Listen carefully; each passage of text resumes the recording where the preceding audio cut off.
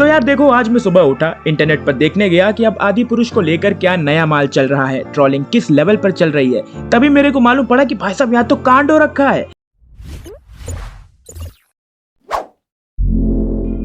इसी साल रिलीज हुई एस.एस. राजामौली की RRR यानी रुद्रम रणम रुधिरम का फाइनली 14 ऑस्कर्स के लिए नॉमिनेशन कैंपेन चालू कर दिया गया है। अब देखो, ऐसा नहीं है कि फिल्म अभी नॉमिनेट हो चुकी है, ये जूरी के सामने सिर्फ कंसिडरेशन के लिए रखी गई है। यानी वो फिल्म जो नॉमिनेट तो अभी तक नहीं हुई है, लेकिन आप चाहो तो इसे लिस्ट में रख सकते हो। लेकिन दोस्त, मजा तो इसी में है ना कि जब कोई आपका मजाक बनाए और आप खुद इतिहास बन जाए। क्या RRR वो बनाएगी? इसको हम 3 पॉइंट्स में समझेंगे कि कैसे इस फिल्म ने इतनी हाइप बना ली, कैसे ये इतनी पॉपुलर हो गई और कैसे आज हम यहाँ खड़े हैं। तो सबसे पहले बात कर लेते हैं फिल्म के हाइप की। तो इसकी कहानी शुरू होती है नेटफ्लिक्स से, जब ये ग्लोबल ऑडियंस के हाथ में अवेलेबल हुई। अब तुमको तो मालूम ही है कि सांसारिक जंतुओं में एक इंसान ही है जिसके लिए टाइम काटना भी बहुत बड़ा काम है। तो विदेशियों ने इसको नेटफ्लिक्स पर देखना शुरू किया और इतना देखा कि ये ट्रेंडिंग लिस्ट में आ गई।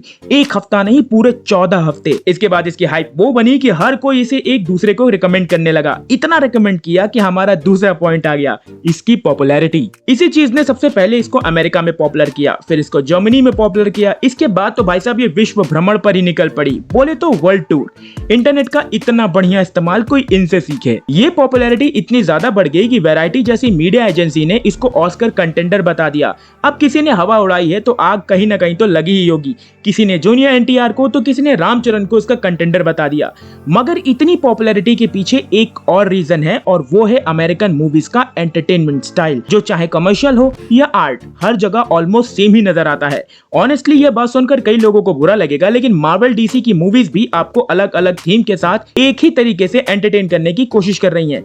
गुड वर्सेस बैड के बेस पर एक CGI इंक्लूडेड सुपर हीरो या सुपर विलन स्टोरीज, वो उतना ही कॉमन वहां की पब्लिक के लिए हो गया था जितना कॉमन हमारे लिए बॉलीवुड का मूवी मेकिंग स्टाइल है। और यही वजह है कि अमेरिकन्स को RRR इतनी पसंद आई, क्योंकि ये उनको कुछ अलग टेस्ट दे रही थी। साला 40 मिनट बाद टाइटल कार्ड आने पर लोग उछल रहे थे। इस तरह के लाइव एक्शन एनिमे स्टोरी को बाहर बहुत पसंद किया गया। हमारे वाले ट्रोल करने में बिजी रह गए कि ऑस्कर नहीं जाएगी, डिजर्व नहीं करती। अरे यार, ऑस्कर में जाने वाली मूवीज को भी इसी धरती के लोग बनाते हैं। ये सारी चीजें हमको लाकर खड़ी कर देती हैं आज के पॉइंट पर, यानी the moment we are living in today. आज इसको 14 कैटेगरीज में पुश किया गया है, जिसमें best director, best actor, best visual effects, best original song, best supporting actor, best sound और बेस्ट कॉस्ट्यूम जैसी कैटेगरीज में रखा गया है। जिसमें से कुछ को तुम अभी भी बोल सकते हो कि शायद उन कैटेगरीज में इसको नॉमिनेशन ना मिले, लेकिन भाई मूवी का इम्पैक्ट सोचो।